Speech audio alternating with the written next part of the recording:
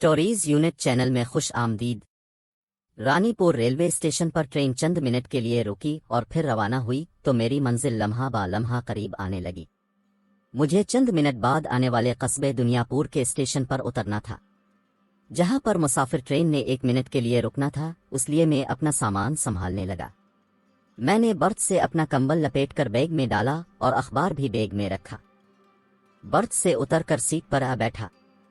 रानीपुर के दरमियान एक छोटा सा जंगल था, जहां पर यह छोटा सा स्टेशन यानी कस्बा दुनियापुर था, जिसके बाहर चंद दुकानें, एक डाकखाना और एक प्राइमरी स्कूल था।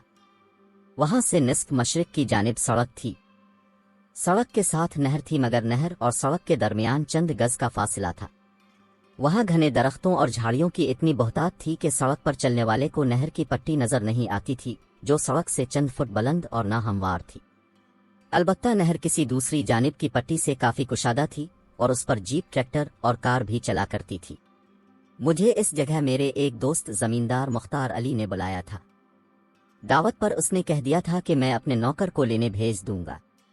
बहरहाल इस रात जब मैं 2:15 बजे दुनियापुर के रेलवे स्टेशन पर उतरा तो इस इलाके के बारे में मेरी मालूमात बिल्कुल जीरो थी और मेरे जहन के किसी गोशे में खौफ जरा बराबर नहीं था।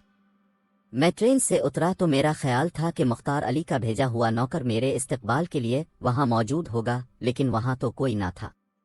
मैं अपना बैग उठाए स्टेशन से बाहर आ गया। सर्दी काफी थी और मैंने गर्म सूट पहना हुआ था। स्टेशन से बाहर तारीकी और सन्नाटे का राज था। मैंने नहर की तरफ जाने वाले रास्ते पर चलना शुरू कर दिया। सितारों की मध्यम रोशनी में मैं चलता हुआ करीब से गुजरती सड़क तक तो पहुंच गया, लेकिन मुझे अब नहर के साथ साथ सड़क पर चलना था और सड़क पर बहुत तारीकी थी, क्योंकि सड़क के दोनों तरफ घने दरख्त थे, जिनकी बालाई शाखें सड़क पर झुकी होने के सबब आसमान नजर नहीं आता था। इस तारीकी हाथ को हाथ सुझाई ना देता था।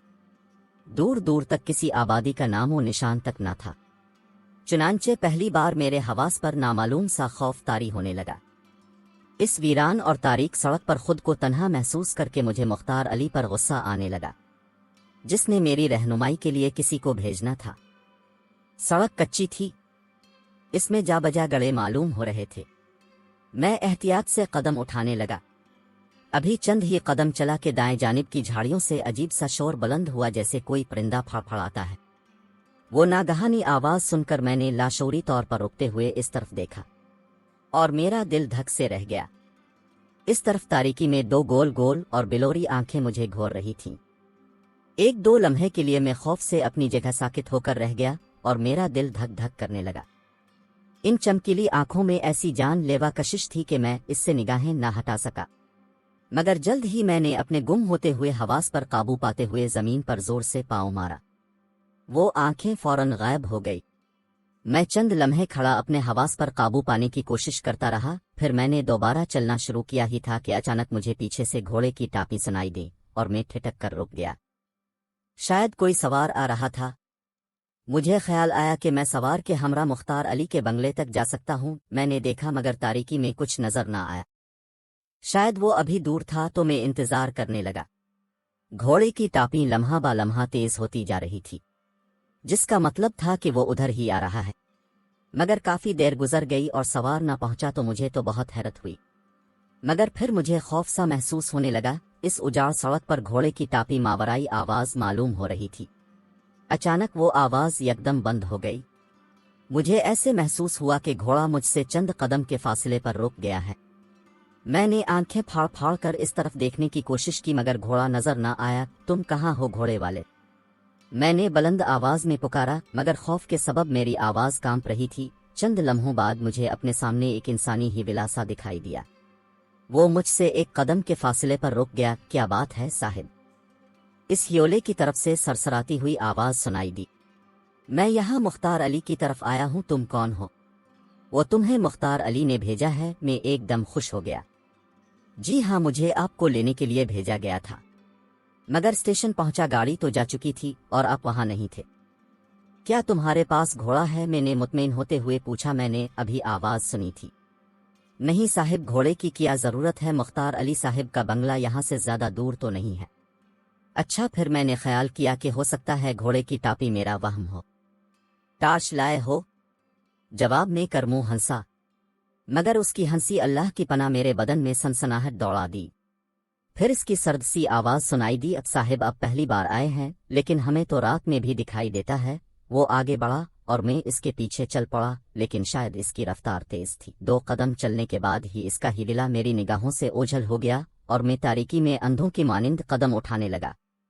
चंद कदम चलने के बाद मेरा पाँव किसी गहरी जगह पड़ा और मैं लड़खड़ा गया, मगर मैंने जल्दी से खुद को बचा लिया। करमू ठहरो तो सही, तारीकी बहुत है, मैंने उसे पुकारा। साहिब मेरा हाथ पकड़ लें। करमू की आवाज़ सुनाई दी और मुझे इसका हिविला दिखाई देने लगा। मैंने इसका बड़ा हुआ हाथ थाम लिया, मगर दूसरे ही लम्हे मेरे जिस्म में सर्दी की एक तेज लहर दौड़ गई। उसका हाथ बर्फ की मानिंद यख था। मुझे ऐसे लगा जैसे वो किसी मुर्दे का हाथ हो, जिंदगी की हरारत से महरूम और बिल्कुल बेहिस। करमू तुम्हारे हाथ बहुत ठंडे हैं। जवाब में उसकी वही हंसी सुनाई दी। वो बोला सर्दी बहुत है जी, फिर अपने तो गर्म कपड़े पहन रखे हैं। हम गरीबों के पास तो सर्दी गर्मी में एक जैसे ही कपड़े होते हैं। मैं खामोश रहा, लेकिन उसकी कलाई में नब्ज भी साकित थी, जिसके सबब मुझे का हाथ बेजान महसूस हो रहा था और यही बात मेरे असाब पर खौफ तारी कर रही थी। अंधेरे में वो मुझे महज साए की तरह दिखाई दे रहा था, इसलिए ना मैं इसका चेहरा देख सकता था और ना उसका लिबास। करमू नहर की पट्टी पर चली, वहां सितारों की रोशनी होगी। साहिब इस तरफ तो नहर का किनारा है, पट्टी दूसरी तरफ है, किनारे से पांव फिसल गया तो मुझे तो अंधेरे में वहशत हो रही है। करमू क्या अब ठंडे में तीर सकेंगे साहिब? उसने हंसते हुए पूछा। क्या मतलब कि पिल नहीं है यहाँ? पिल मुख्तार अली साहिब के बंगले के पास है साहिब जी, मैं आपके साथ हूं। वो खामोश हो गया। मेरे एक हाथ में बैग था और दूसरे में उसकी सर्द कलाई। नीचे जमीन में कुछ दिखाई न दे रहा था। अचानक मुझे हल्की सी आवाज सुनाई दी, जैसे किसी ने सरगोशी की हो, लेकिन अल्फाज मेरी समझ में ना आ सके। फिर मैंने दूसरी सरगोशी सुनी, अब भी समझ ना आए, लेकिन आवाज करमू की महसूस होती थी और इसमें गुस्से की आमेजिश थी। फिर अचानक ही करमू का हाथ मेरे हाथ से निकल गया। मैंने इसके हाथ को दोबारा पकड़ने की कोशिश की, मगर मेरे हाथ में कुछ ना आया। इसके साथ ही मुझे तेज तेज सरगोशियां सुनाई देने लगी और मैं खौफजदा होकर वहीं रुक गया। अंधेरे में अब करमू का हिविल अभी नजर ना आ रहा था, मगर वो सरगोशियां मुझे 2 कदम के फासले पर महसूस हो रही थी। यूं लगता था जैसे 2 अफराद किसी मामले पर दबी जबान में झगड़ रहे हों। इनमें से एक आवाज करमू की मालूम होती थी, मगर दूसरा कौन था? ये सोचते ही मेरे बदन के मसामात ने पसीने उगलना शुरू कर दिए कि करमू के अलावा भी यहाँ कोई मौजूद है, जिसके वजूद से मैं बेखबर हूँ। खौफ से मेरी धड़कनें रुकने लगीं। मैं अंधेरे में आंखें फाड़ फाड़ कर देखने की कोशिश करने लगा। करमू तुम कहाँ हो और दूसरा कौन है तुम्हारे साथ? मैंने पुकारा। खौफ से मेरी आवाज कांप रही थी। करमू की तरफ से मुझे जवाब ना मिला, अलबत्ता सरगोशियां एकदम बंद हो गई थी। इसके साथ ही मुझे यूं लगा जैसे मेरे करीब ही कोई भारी चीज गिरी हो। मैंने जल्दी से नीचे देखा, मगर नजर कुछ न आया। मैंने दोबारा फंसी फंसी आवाज में करमू को पुकारा। मुझे फिर किसी चीज के गिरने की आवाज सुनाई दी। यूं लगता था जैसे इन दोनों में से कोई जमीन पर गिरा हो। साथ ही मुझे तेज कराही सुनाई दे और खौफ की वजह से मेरे रोंगटे खड़े हो गए। करमू, मैं दहशत ज़दा होकर चीखा, किससे लड़ रहे हो तुम? घबराए नहीं, इस खबीस को भगा दिया है मैंने। मेरे करीब से ही एक आवाज बुलंद हुई, मगर वो आवाज करमू की नहीं थी। तुम कौन हो? दीनू कुम्हार, उसने हंस कर कहा। आपको लेने आया हूँ साहिब जी, मगर करमू को तुमने क्यों भगा दिया? तुम्हें किसने भेजा है? वो मेरा दुश्मन था। बहरहाल मुख्तार अली के बंगले तक मैं आपको ले जाऊंगा, आइए उधर। अभी मुख्तार अली का बंगला कितनी दूर है? मैंने खौफजदा लहजे में पूछा। बस करीब ही 1 फरलांग का फासला है। ये बस मेरी लाठी पकड़ी और चलते रही। इसके साथ ही मेरे हाथ से कोई चीज टकराई। मैंने इसे टटोला, वो किसी लकड़ी का सरा था। मैंने इस लाठी को पकड़ा और कदम उठाने लगा, लेकिन मेरा खौफ दूर नहीं हुआ था। दीनू का हिविला मुझे नजर तक ना आ रहा था। सर्द हुआ की सरसराहट और दरख्तों की शाएं शाएं के सवा कोई आवाज न सुनाई दे रही थी। थोड़ी देर बाद कहीं दूर से किसी दिए की मध्यम लो दिखाई दी। मैं समझ गया कि बंगला करीब आ गया है। मैंने जो लाठी पकड़ रखी थी, इसका रुख इस रोशनी की जानिब था। इसके साथ ही अचानक मुझे खौफ का एक झटका लगा। लाठी का दूसरा सरा दीनू के हाथ में, और हाथ में हाथ। और वो मेरे आगे आगे चल रहा था, मगर दूर जलते चिराग की लो और मेरे दरमियान कोई चीज हाइल नहीं थी, जबकि लाठी का सरा मेरे पेट की जानिब था और इस पोजीशन में दीनू को मेरे बिल्कुल सामने यानी आगे होना चाहिए था, मगर वो नहीं था। अगर होता तो मुझे नजर आता। इससे मुझे दीनू की गैर मौजूदगी का एहसास मजीद दहशतज़दा करने लगा और मैं रुक गया। दीनू तुम कहाँ हो? मैंने लाठी को हरकत देते हुए पूछा, जो बदस्तूर तनी हुई थी। मैं आपके आगे हूं सरकार, दीनू की आवाज सामने से आई।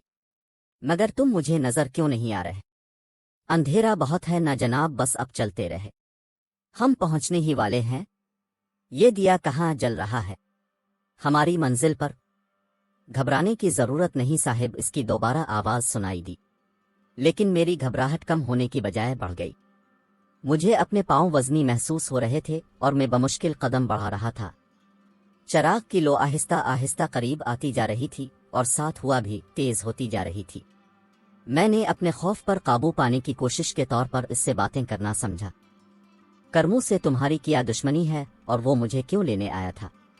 बड़ा लंबा वाकया है साहिब। अरे हाँ, अचानक मुझे याद आया कि क्या किस्सा है। 20 साल पहले करमू मेरी बीवी को अगवा करके ले गया था और उससे शादी कर ली। उस वक्त से मैं इसका दुश्मन हूं। मैंने कुछ साल पहले इसे कत्ल करके नहर के किनारे जमीन में इसकी लाश दबा दी थी, लेकिन अब तक उसकी रूह भटक रही है। तो क्या तुम करमू की बदरू से लड़ रहे थे? हाँ साहिब, वो खबीस बदरू है, मगर वो मेरा मुकाबला नहीं कर सकता। मुझे याद आया कि करमू का हाथ जिंदगी की हरारत से यकसर महरूम था और बर्फ की मानिंद सर्द था। ये सोच कर दहशत से मेरे कदम लड़खड़ाने लगे कि मैं एक मुर्दे का हाथ थामे रहा था। मैं लड़खड़ाया ही था कि मुझे दीनू की आवाज सुनाई दी। जरा संभल कर, और फिर मैं संभल गया, मगर गर्दो पेश में फैली रोशनी महसूस करके मैंने उधर उधर देखा और बेसाख्ता उछल पड़ा। इस वक्त मैं इस चिराग के सामने खड़ा था जिसकी लो मुझे दूर से नजर आ रही थी, और वो चिराग एक ऊंची तावीज वाली कब्र के सरहाने जल रहा था। चिराग की रोशनी में मुझे वहां और भी बहुत सी ऊंची नीची कब्रें दिखाई दे रही थीं, जिनमें ज्यादा तो कच्ची थी। वहां झाड़ी नुमा दरख्तों की कसरत थी। मैंने खौफ की शिद्दत से अपने लाठी वाले हाथ पर नजर डाली और मेरे वजूद पर लर्जा तारी हो गया, क्योंकि मेरा हाथ खाली था और लाठी अब गायब थी। बिलाशुबा में किसी कब्रिस्तान में था। दीनू ने गलत बयानी की थी कि चिराग बंगले पर जल रहा है। फिर वो न सिर्फ खुद गायब था बल्कि लाठी भी गायब थी। दीनू, मैं लरजती हुई आवाज में बोला, लेकिन जवाब में हुआ तेज हो गई और कब्र के सरहाने जलने वाले तेल के चिराग की लो तेजी से हरकत करने लगी और यकदम वहां गेबिप अंधेरा फैलता चला गया और मैं अपने लरजते हुए वजूद के साथ आगे बढ़कर ऊंची तावीज वाली कब्र के चबूतरे पर बैठ गया। मैं सख्त सर्दी के बावजूद पसीने में शराबूर हो रहा था और खौफ की तेज लहरें मेरी रगों में खून मुंजमद कर रही थी।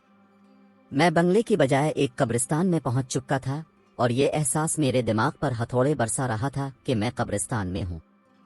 कब्रों में मौजूद मर्दों के दरमियान तन्हा हूं मैं, मुझे अपना वजूद भी नजर न आ रहा था। मैं अंधेरे में आंखें फाड़े देखने की कोशिश कर रहा था। चंद लम्हों बाद मेरी आंखें अंधेरे से कुछ मानूस हुईं और सितारों की मधहम रोशनी में मुझे दरख्तों के 2 पैकर हियोले दिखाई देने लगे। मैंने अपने लरजती हाथों को बमुश्किल कोट की जेबों में डाला और माचिस निकालने की कोशिश की, लेकिन हैरत अंगेज तौर पर माचिस गायब थी। अलबत्ता सिगरेट का पैकेट एक जेब में मौजूद था। खुदा जाने माचिस किस वक्त कहाँ मेरी जेब से गिर गई थी। अचानक हुआ का जोर कुछ कम होने लगा, जो मालूम होता चला गया, लेकिन इसके साथ ही मुझे अपने अकब में किसी के हंसने की आवाज सुनाई दी। वो आवाज सुनकर मैं दहशत के मारे अपनी जगह साकित होकर रह गया। मैंने पलट कर देखने की कोशिश की, मगर कुछ नजर न आया। हंसने की आवाज कब्र की दूसरी तरफ से आ रही थी और दबी दबी सी हंसी ऐसी ही थी जैसे कोई खुद की हंसी को रोकने की कोशिश में नाकाम रहा हो। कौन है? मैं दहशत से चलाया। जवाब में हंसी यकदम बंद हो गई और कदमों की हल्की सी चाप उभरने लगी, जैसे कब्र की दूसरी जानिब कोई चल रहा हो। मैंने दम साध लिया। कदमों की आहटें तेज होने लगी, मगर वो एक नहीं कई कदमों की आहटें थीं। मैं आहटों की समत देखने लगा। कई अफराद कब्र के सरहाने की तरफ बढ़ रहे थे, लेकिन वो मुझे नजर नहीं आ रहे थे। अचानक कदमों की आहटें यकदम खत्म हो गई और इस जानिब से सुनाई देने लगी, लगता था कि कई अफराद दबी जबान में बातें कर रहे हों। मैं इसी समत देख रहा था मगर बातें करने वाले दिखाई ना दे रहे थे। अचानक मेरे जहन में ख्याल उभरा कि बातें करने वाले इंसान हैं या जिन्नात अबदर वहीं, और ये सोचकर मेरा दिल किसी जख्मी परिंदे की मानिंद फड़फड़ाने लगा कि कब्रिस्तान में आधी रात के वक्त हंसने और बातें करने वाले जिंदा इंसान नहीं सिर्फ मुर्दे ही हो सकते हैं। अपने दहशत ज़दा जहन से सोचा कि मुझे अब फौरन इस कब्रिस्तान से भाग निकलना चाहिए। कमबख्त दीनू मुझे बंगले की तरफ ले जाने की बजाय इस कब्रिस्तान में ले आया था और मुझे वहां छोड़कर न जाने कहाँ गायब हो गया था। मैं ये फैसला करके पलटा मगर खौफ के मारे मेरे पांव कांप रहे थे। चबूतरे से उठकर मैंने नाक की सीध में कदम बढ़ाए मगर कदम उठाते ही किसी कब्र के साथ टकराकर लड़खड़ाया और जमीन पर आ गया। दहशत की शिद्दत से मेरी चीख निकल गई। इसी लम्हे एक आवाज सुनाई दी, अरे ये तो भागने की कोशिश कर रहा है। वो आवाज चराग वाली कब्र के इस तरफ से आई थी। मैंने जल्दी से इस तरफ देखा मगर बोलने वाला दिखाई ना दिया। भाग कर जाएगा कहाँ? दूर एक दूसरी आवाज ने कहा, गामे मुझे खतरा है, कहीं खौफ से मर गया तो उसका खून रगों में जिम जाएगा। नौरे की आवाज आई। इसी लम्हे दीनू की आवाज उभरी, नूर अगर ये भाग गया तो तेरी खैर नहीं, तो उसे पकड़ता क्यों नहीं? वक्त जाये हो रहा है, मैं इसे हाथ नहीं लगा सकता, इसके गिले में तावीज है। तो तुम उसे यहाँ कैसे लाए थे? क्या तुम्हें तावीज नजर न आया था? इनमें से एक की गुसीली आवाज सुनाई दी, एक लाठी के जरिए, क्योंकि तावीज के सबब में उसे छू ना सकता था। दीनू ने जवाब दिया। ठीक इसी लम्हे घोड़े की टापों की आवाज उभरने लगी। वो आवाज बाईं जानिब से आ रही थी। अरे करमू आ गया। नौरे की आवाज सुनाई दी, भागो यहां से। और उसके साथ ही मुझे यूं महसूस हुआ जैसे है लोग दौड़ पड़े हों। घोड़े की टाप दाएं समत से उठ रही थी और लम्हा बा लम्हा तेज होती जा रही थी, मगर मेरे अंदाजे के मुताबिक वो कम से कम 100-150 कदम के फासले से आ रही थी। ये टापी मैंने स्टेशन से कच्ची सड़क पर आने के बाद सुनी थी, मगर वहां करमू मुझे घोड़े के बगैर मिला था, जबकि उनके मुताबिक करमू आ रहा था गोया घोड़े की टापों का और उसका कोई ताल्लुक था। बहरहाल उसकी आमद का सुनकर एक तो लम्हे के लिए मेरा खौफ किसी कदर कम हो गया था। टापें करीब आ रही थी और मैं सोच रहा था कि इस बार फिर ये दोनों आपस में लड़ पड़ेंगे। अचानक मुझे दीनू के अल्फाज याद आए कि इसने करमू को कत्ल कर दिया था और अब करमू की रूह भटक रही है। ये ख्याल आते ही मुझ पर दहशत ने एक बार फिर हमला कर दिया, मगर इसी लम्हे घोड़े की टापी एकदम खत्म हो गई और उसके फौरन बाद सामने वाली ऊंची कब्र का बुझा हुआ चिराग खुद ब खुद रोशन हो गया। साहिब जी अब ठीक तो हैं? मुझे पीछे से की सर्द आवाज सुनाई दी। तुम कहाँ चले गए थे? मैं आवाज की समत पलटते हुए बोला और अल्फाज मेरे हल्क में ही फंस कर रह गए। मुझसे चंद कदम के फासले पर चिराग की मदहम जर्द रोशनी में एक इंसानी जिस्म खड़ा था। वो सरतापा सफेद कफन में मलबूस था। इसके सर पर कफन इसके चेहरे पर काफी हद तक झुका हुआ था, जिसके सबब रोशनी इसके चेहरे पर नहीं पड़ रही थी, लेकिन उसकी चमकती आंख दिखाई दे रही थी। ये वही बिलोरी आंखें थीं जो मैंने सड़क पर एक झाड़ी में देखी थी। यकीनन ये कोई मुर्दा था। इसे देखकर खौफ के मारे मेरी घिग्गी बंध गई और जिस्म खिजा रसीदा पते की मानिंद कांपने लगा। तुम कौन हो? मैं हूं जी। इसकी आवाज फिर सुनाई दी। इसके साथ ही वो मेरी तरफ बढ़ने लगा। मगर तुम तो लाश हो। हाँ साहिब, इस दुनिया में सब लाशें हैं। वो रुके बगैर हंसते हुए बोला, मगर उसकी हंसी खौफनाक थी। तुम बेजान मुर्दा लाश हो। मैं पीछे हटता हुआ एक कब्र के साथ जा टकराया। फिर क्या है सरकार, लाश जिंदा हो या मुर्दा, लाश ही होती है ना? वो मेरे बिल्कुल करीब पहुंच गया। मैं खौफ से चलाया, ठहरो, आगे मत बढ़ो। सरकार, मुझसे डरने की जरूरत नहीं। मैं तो आपका नौकर हूं, आपका खिदमतगार हूं। वो दीनू आपको धोखा देकर यहां लाया था, मगर शुक्र है मैं यहां जल्दी पहुंच गया।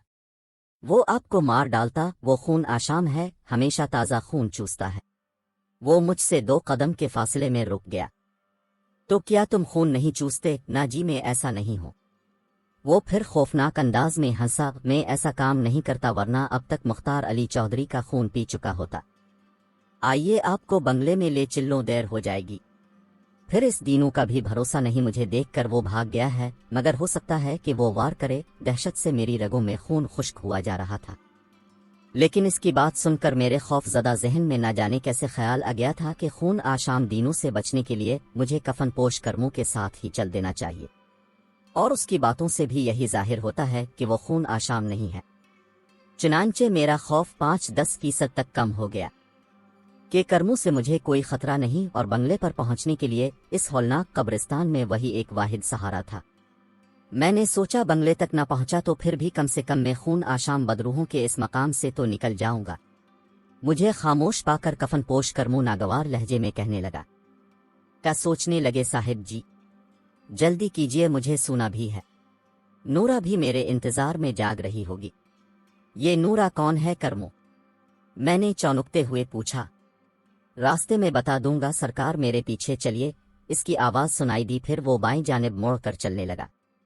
میں نے بمشکل خود کو سنبھالا اور لڑکھڑاتے قدموں سے اس کے پیچھے چل دیا۔ مجھے معلوم نہیں کہ قبرستان کتنا لمبا چوڑا تھا۔ 15-16 قدم چلنے کے بعد اچانک ہی کرموں رک گیا۔ یہاں کے گھنے درختوں کے سبب گہرا اندھیرا تھا، اس لیے مجھے خود اس 2 قدم آگے کھڑے کفن پوش کرموں سے آگے کچھ نظر نہ آیا۔ میں بھی رک گیا۔ اسی لمحے مجھے پیچھے سے پھر وہی خوفناک سرگوشیاں سنائی دینے لگی۔ میں نے ڈرتے ڈرتے پلٹ کر دیکھنے کی کوشش کی۔ تاریکی میں کچھ نظر نہ آیا، البتہ میں محسوس کر رہا تھا سرگوشیاں کرنے والے صرف چند قدم کے فاصلے پر ہے۔ کرموں، میں نے اس رپوش کو مخاطب کیا، ہمارے پیچھے کون ہے؟ ان کی پرواہ مت کریں سرکار، میری موجودگی میں کوئی آپ کو چھو بھی نہیں سکتا۔ وہ ہنستا ہوا بولا۔ اس نے میری کلائی پکڑی اور اس کے یخ ہاتھ کی ٹھنڈک سے میری ہڈیوں میں بھی سردی کی لہر دوڑ گئی۔ پھر مجھے دوسرے قدم پر محسوس ہوا کہ میں کسی ڈھلان پر اتر رہا ہوں۔ اندھیرے میں زمین نظر نہ آ رہی تھی۔ چند قدم ڈھلان پر اترنے کے بعد سرگوشیاں ختم ہو گئی۔ پھر مجھے ہلکا ہلکا اجالا دکھائی دینے لگا۔ وہ اجالا کسی تیل کے چراغ کا معلوم ہوتا تھا۔ گہرائی میں مزید 2-3 قدم اٹھانے کے بعد ایک دم ٹھٹک کر رک گیا۔ اس کے ساتھ ہی میرے اعصاب میں دہشت اپنی پوری ہولناکی کے ساتھ طاری ہونے لگی۔ یہ کوئی تہخانہ سا تھا جس کی لمبائی چوڑائی ایک کمرے سے زیادہ نہ تھی۔ اس میں دائیں جانب ایک اونچی مگر کچی قبر تھی جس پر چراغ جل رہا تھا۔ قبر تازہ گلاب کی پتیوں سے ڈھکی ہوئی تھی، خوشبو سے کمرہ مہک رہا تھا۔ وہاں کسی قسم کا سامان نظر نہیں آ رہا تھا، مگر میری دہشت کا اصل سبب بائیں جانب دیوار کے پاس دکھائی دینے والا انسانی ہڈیوں کا ڈھیر تھا۔ وہ خشک بوسیدہ ہڈیاں اور کھوپڑیاں تھیں۔ خوف سے ایک بار پھر میرے وجود پر کپ کپی طاری ہونے لگی۔ اسی لمحے کفن پوش میری کلائی چھوڑ کر قبر کی طرف بڑھ گیا۔ میری طرف اس کی پشت تھی۔ نورا، میں آ گیا ہوں، مجھے یقین تھا تم میرے انتظار میں ہوگی، بھلا کرموں کے بغیر تمہیں کیسے نیند آ سکتی ہے؟ کفن پوش کرموں بڑے پیار سے قبر پر ہاتھ پھیرتا ہوا کہہ رہا تھا۔ میں نے جان بوجھ کر دیر نہیں کی نورا، تمہیں پتا ہے میرے کتنے دشمن ہیں۔ وہ دینوں تو ہر وقت میری گھات میں رہتا ہے، اس نے آج پھر میرا راستہ روک دیا تھا۔ نئے صاحب کی جان بچانے کے لیے میں نے اسے ڈھیل دی، اور وہ ان کا خون پینے کے لیے انہیں یہ چکر دے کر ساتھ لے گیا کہ میں اس کی بیوی کا قاتل اور میں ہی اسے بھگا کر لے گیا تھا۔ مگر تم جانتی ہو نہ کہ میں نے تمہارے سوا کسی کو دل نہیں دیا تھا، کیونکہ میرا دل جوان ہوتے ہی تم نے لے لیا تھا۔ اگر چودھری مختار علی میرا دشمن نہ ہوتا تو آج تم میری ہوتی۔ بڑی مشکل سے صاحب کو دینوں سے چھین کر لایا ہوں تمہارے لیے۔ اس کے آخری الفاظ میرے خوف زدہ ذہن پر ہتھوڑے بن کر گرے اور مجھے اپنا سارا بدن شل ہوتا محسوس ہونے لگا۔ تو کیا کرموں مجھے اپنی بیوی کے لیے شکار کر کے لایا تھا؟ میرے معاف ہوتے دماغ میں ابھرا۔ میں نے بے اختیار دیوار کے پاس بڑے ہڈیوں کے ڈھیر کی طرف دیکھا اور وہاں ایک بڑی کھوپڑی مجھے حرکت کرتی محسوس ہونے لگی۔ مجھے یوں لگا جیسے وہ میری حالت پر منہ پھاڑے ہنس رہی ہو۔ میں نے گھبرا کر اس طرف سے نگاہیں ہٹا لی۔ کرموں کی کفن پوش لاش میری حالت سے بے نیاز بڑی عقیدت اور محبت سے نورا کو بتا رہی تھی، میری جان دیکھو تو صحیح، نیاز صاحب کتنا خوبصورت گبر و جوان ہے، اس کی گردن پر تو محض گوشت ہے۔ میں جانتا ہوں کہ میری سستی کی وجہ سے تم پورا ہفتہ بھوکی رہی ہو، اس لیے میں آج تمہارے لیے موٹا تازہ جوان لایا ہوں، اس سے تمہاری ساری بھوک مٹ جائے گی۔ کرموں، یہ تو مجھے کہاں لے آئے ہو؟ یہ کس کی قبر ہے؟ قبر نہیں سرکار، تہخانہ۔ یہ میرا گھر ہے، نورا کا گھر ہے۔ یہ ہمارا وہ گلشن ہے جسے وقت کی آندھی نے اجاڑ دیا، مگر نورا کون ہے؟ کہاں ہے میری حیات کا عنوان؟ صاحب جی، میں کتنا نصیب ہوں کہ نورا جیسی عورت مجھے چاہتی ہے، روح کی گہرائیوں سے مجھ سے پیار کرتی ہے۔ اس نے اپنے خاندان اور سماج سے میری خاطر بغاوت کی اور عیش و عشرت سے کنارہ کش ہو کر محبت کی بھٹی میں میرے ساتھ جلتی رہی۔ اس کے من کی مراد پوری نہ ہو سکی اور چودھری مختار علی کے ظلم نے اسے زندگی میں میرا نہیں ہونے دیا۔ چودھری مختار علی نے تم پر اور نورا پر ظلم کیوں کیا؟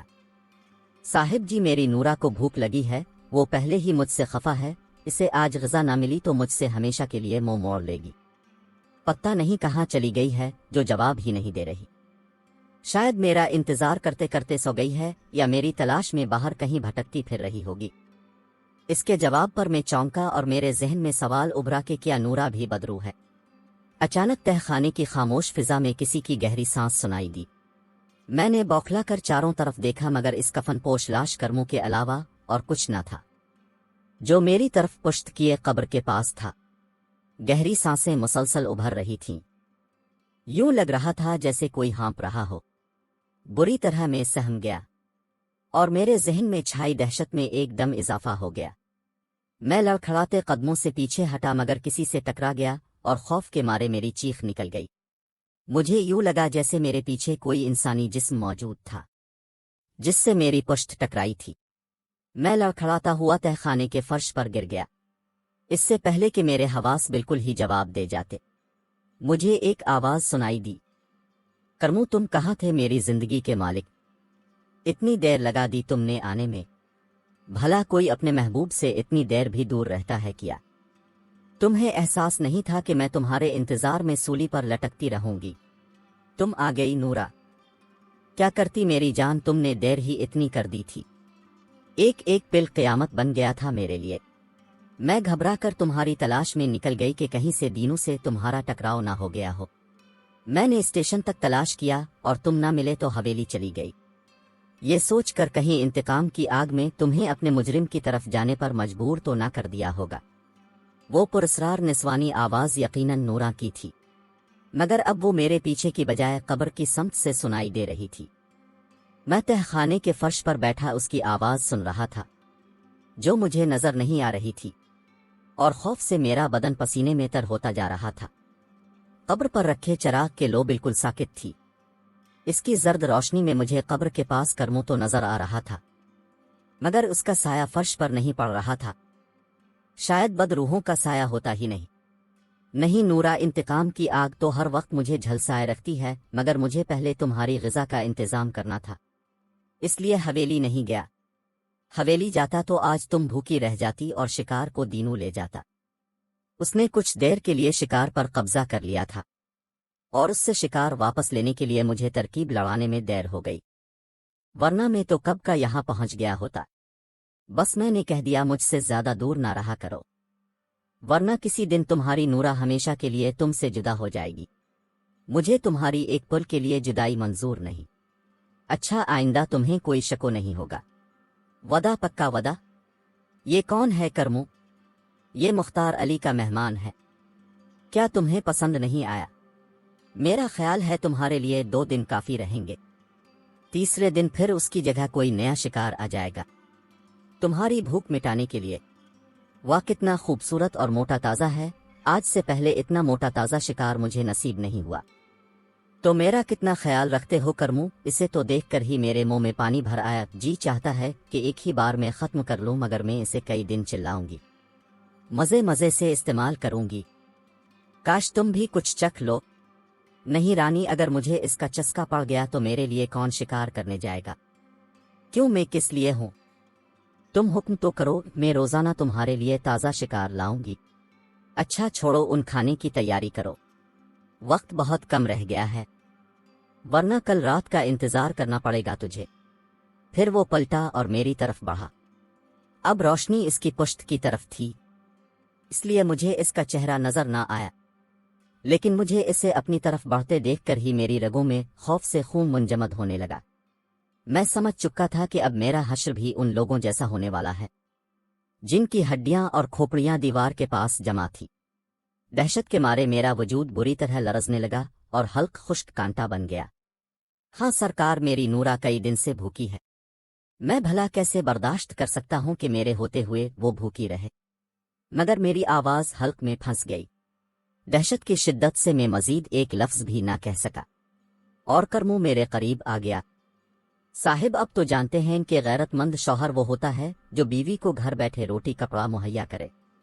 مختار علی کو خطرہ تھا کہ میں اس کی عیش و عشرت میں پلی بیٹی کو خوش نہیں رکھ سکوں گا، چنانچہ اسے ہمارے عشق کا پتہ چلا اور میرے باپ اس سے میرے لیے نورا کا رشتہ مانگا تو اس نے میرے باپ کو دھتکار دیا۔ مجبوراً ایک رات میں نورا کو حویلی سے بھگا لے آیا۔ وہ بندوق لیے ہم دونوں کو ڈھونڈتا رہا اور ہم یہاں چھپے رہے۔ پورا 1 سال بیت گیا۔ ایک دن نورا کی طبیعت بہت خراب تھی۔ اس روز میں دوا کے لیے شہر چلا گیا۔ میرے پیچھے نورا کو تکلیف ہوئی اور درد سے اس کی چیخیں نکلنے لگی۔ مختار علی کا ایک نوکر یہاں سے گزر رہا تھا۔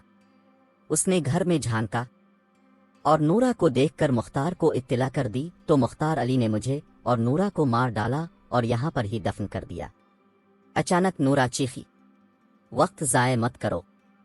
اس کی بات سن کراس نے اپنے کفن سے خنجر نکالا اور میری طرف بڑھا۔ دہشت کے مارے میرا سانس رکنے لگا اور وہ خنجر لیے میرے سرہانے بیٹھ گیا۔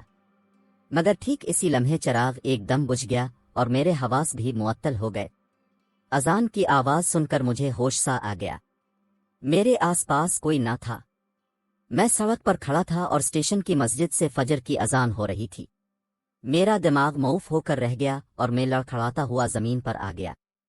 دوبارہ آنکھ کھلی تو میں بنگلے کے ایک کمرے میں بستر پر پڑا ہوا تھا اور میرا دوست مختار علی چودھری کرسی پر بیٹھا میری طرف دیکھ رہا تھا۔ میں اٹھ بیٹھا اور اس کی طرف دیکھا اور بولا، مجھے کیا ہوا تھا؟ تم اسٹیشن کے قریب سڑک پر بے ہوش پڑے تھے۔ اس کے جواب میں نے سارا قصہ اسے سنا دیا۔ علی نے قہقہ لگا کر کہا، پہلی بار آئے ہو؟ پھر رات کی تاریکی اور سنسان راستہ اکثر ایسا ہوتا ہے۔ جب کوئی آدمی ماحول سے خوف زدہ ہو جائے تو خوف مجسم ہو کر اس کے سامنے آ جاتا ہے۔ بہرحال اب اٹھو، غسل کر کے لباس تبدیل کرو، پھر ناشتہ کریں گے۔ پر میرا دل یہ سب کچھ ماننے کو تیار نہ تھا۔ جو کچھ میرے ساتھ ہوا تھا وہ مجھے اب بھی حقیقت ہی محسوس ہو رہا تھا۔ جب بھی یہ واقعہ مجھے یاد آتا ہے تو خوف سے رونگٹے کھڑے ہو جاتے ہیں۔ اس واقعے کے بعد کبھی بھی میں رات کے وقت اپنے دوست چودھری مختار علی کی طرف نہیں گیا۔ امید ہے آج کی ویڈیو آپ کو پسند آئی ہوگی۔ اپنی رائے کا اظہار کامنٹ سیکشن میں لازمی کیجیے گا۔ اللہ حافظ۔